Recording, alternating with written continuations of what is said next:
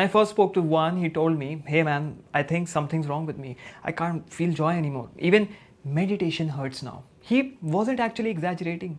The same practice that once made him feel light started to feel like a trap.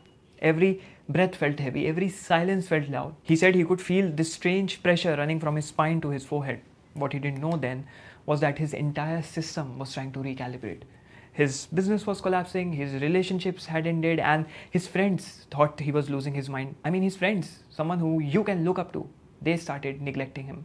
He tried therapy, medication, even distraction, but unfortunately, nothing could touch the void he was falling into. And that's when he found my video. Not because he was looking for spirituality, but because he was trying to understand why awakening had turned into agony. What unfolded next was not recovery, it was an actual rebirth. In the next few minutes, I'll take you through the exact moment Juan realized he wasn't broken, he was awakening. He didn't need to escape his darkness, he needed to walk through it. Let's go through the story together.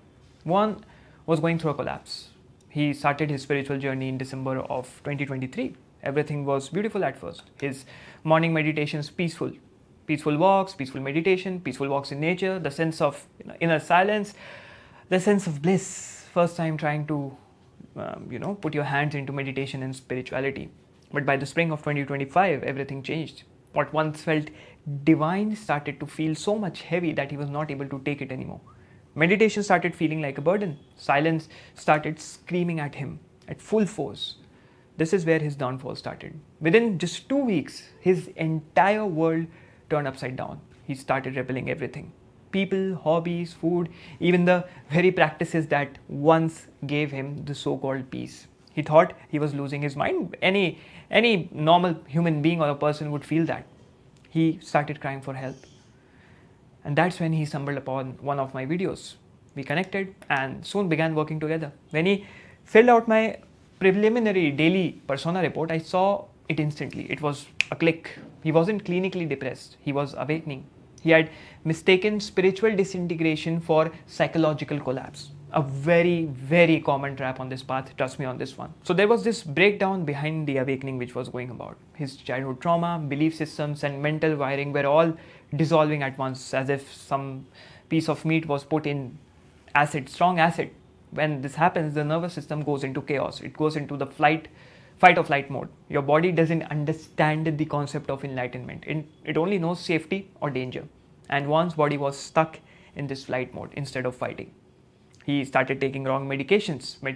Before working with me, he had been prescribed heavy antidepressants, multiple doses that doubled every 2 weeks. But instead of healing, he was sinking. His business collapsed, a relationship ended, his friends stopped calling him, checking in on him. No one could understand his words anymore. And the sad part, which made me sad very personally, he started believing he was broken. This is where there was this turning point. When Juan joined my program, I didn't touch his medication. That wasn't my domain. That wasn't my genre. I'm no doctor. But I asked him to trust me for 1 month. 1 month to follow my process, exactly as I said, while keeping his medical routine intact. And within 3 weeks, something shifted. Something very beautiful shifted. He stopped running from silence. The pain didn't disappear, but it transformed him. The real solution for Juan, what Juan did differently, he stopped resisting the darkness. Instead of escaping the pain, he sat with it. It's just like when you grow up, when you are a kid, you watch horror movies, you get scared.